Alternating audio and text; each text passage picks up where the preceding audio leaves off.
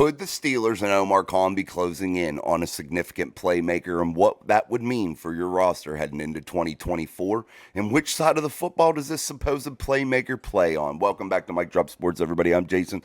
Let's dive in here on a Tuesday. Welcome back again. Thank you for stopping through.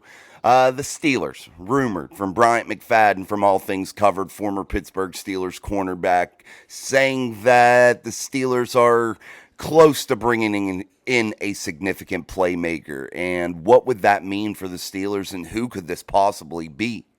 I think the Pittsburgh Steelers may be closer to securing somebody like a Courtland Sutton. That makes the most sense to add to that wide receiver room to ensure that the Pittsburgh Steelers have a number 2 target heading into next season. They did draft Roman Wilson, whom I think will be the slot guy, the number 3 guy. Then you have Calvin Austin from last year, technically heading into year 3, but really year 2 of his career since he didn't get to play in his first year. So you look at him, and he's probably going to be a 4 or 5 in that, and then you look in that wide receiver room, and then you look at a guy maybe like a Van Jefferson.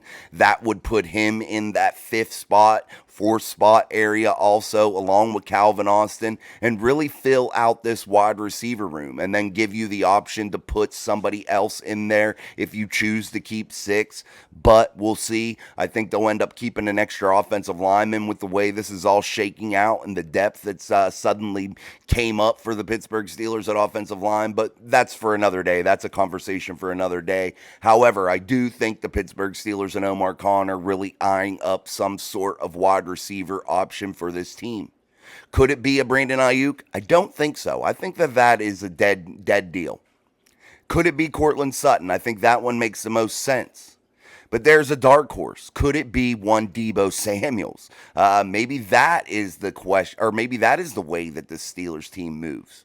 Or could it be one of these free agent guys that are supposed to be able to sign here soon now that the draft is over and they kind of know what their market is going to be, and now you can come up with a more realistic number, a number that maybe makes sense, like perhaps a Tyler Boyd. Some say that you could pay him $8 to $9 million per season, maybe lock him up for 2 years, looking at about a $16 million deal, maybe beef him up with a bonus. I think that his value, in my eyes, if I were evaluating guys and putting a number value on receivers or on any player for that matter, Tyler Boyd, in my eyes, would be a $4 to $5 million option per year right now. If you are the Pittsburgh Steelers, I think that makes the most sense. If you're a Steelers fan, if you're a Steelers brass, I just think that financially makes sense, and it would be okay. Measured to the production, I think that's what you would be getting, that type of value. And I think Tyler Boyd could come in and play a slot receiver role, but you're looking for a number 2. And that's what really kind of scares me off, because I feel like Tyler Boyd would be more of a 3-4 option, in my opinion. And then maybe you'll be relying too heavily on Roman Wilson in his rookie year to be that number 2 guy, to step up and be that number 2 guy. Besides George Pickens, you don't have a top option just yet, because you don't know what Roman Wilson can do. You still need to see a lot more from a Calvin Austin. I don't think a Van Jefferson is a number 2. I don't think Quez Watkins is even going to make the team. In my eyes, I don't think so. But you're looking at these guys, and you're looking at this room, and you're looking at ways, hey, how can we secure this and make it a room that could be successful? Yeah, you could bring in Tyler Boyd, but I still think you have to find somebody that's a little bit into that next tier of wide receiver, and that's exactly where your eyes should be set. And like I said, Courtland Sutton seems to make the most sense. I know that there was a rumor that the Broncos had closed the deal. But if I were to predict what is going to happen for the Pittsburgh Steelers and what is going to truly go down here after Bryant McFadden said, hey, Omar is working diligently to get this number 2 wide receiver, or not wide receiver, but to secure a playmaker rather. Sorry about that. But where do I think this goes, and what is the most realistic option for the Pittsburgh Steelers in terms of who they're going to be able to secure? I think Courtland Sutton makes the most sense. I really, truly do. And if Courtland Sutton doesn't happen, I think the Pittsburgh Steelers really go to the next best option, which I think kind of puts their wide receiver room in a little bit of a pinch and really relying on a rookie next year in a big, big way. And I think that's Tyler Boyd. I think Tyler Boyd would be coming back to the city of Pittsburgh, his hometown team. And I think that that's exactly what they do. However, you're going to have a room full of threes and fours and possibly fives to where you're not getting that second wide receiver production right away when that season starts until you see what guys like Roman Wilson and maybe a Calvin Austin or a Van Jefferson can do once they are given some snaps inside of real football games. And then maybe Roman Wilson emerges as the guy. Maybe Tyler Boyd even emerges as the guy for the number 2 position on the Steelers wide receiver room roster. Not sure, guys. I really, really think that those are the only 3 options or 2 options that the Pittsburgh Steelers have is going with Tyler Boyd or trying to land a Courtland Sutton. I think it would be an outside puncher's chance maybe to get a Deebo Samuel. I think Ayuk is a guy that the 49ers would probably like to pay, but he has been rumored to want out and been requesting trade. But I think that that is all contract related, and I think that that's all stemming from the money situation there.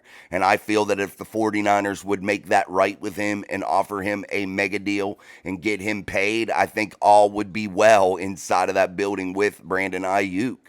Deebo Samuel now, on the other hand, maybe they would have to go ahead and dump that salary of his and get rid of him and ship him off to the city of Pittsburgh. And I think if you added a guy like Deebo Samuel, which would be absolutely amazing in my eyes, I think that you could have a real dynamic playmaker. Now, I think Ayuk is a little bit better in the receiving option category, but I do think that Deebo Samuel could be a solid number 2 spot or a solid number 2 wide receiver for the Pittsburgh Steelers as we move forward. And definitely give this wide receiver room a real boost, definitely. But I think Deebo Samuels, you look at how he could play in the run game and all of that, I think you could get that kind of thing out of Roman Wilson also, a guy that can be dynamic in the run game. You could also get that from Calvin Austin, a shifty little player that can fly. I think you could get that type of thing out of him also, that run game aspect of his game.